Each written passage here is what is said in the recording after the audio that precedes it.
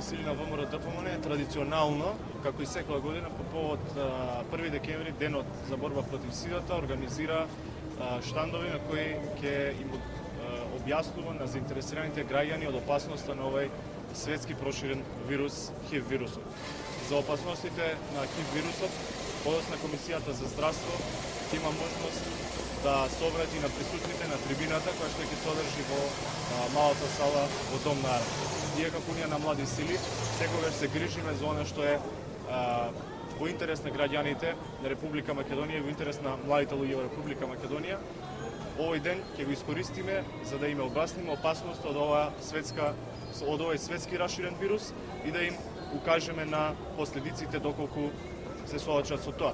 Нашето мото е подобро да спречиме отколку подоцна да се соочуваме со последиците. Повеќе околу настаното и околу трибината ќе ви каже претседател на Комисијата за здравство на Унијата на млади сили. Комисијата за здравство е формирана 2004 година од страна на претседателот на УМС Сташа Стефановски. Како што и самиот рече, ова се активности кои што се земаат се презентираат, значи речиси секоја година, на овој ден 1 декември кој што е официјализиран како Светски ден за борба против сидата.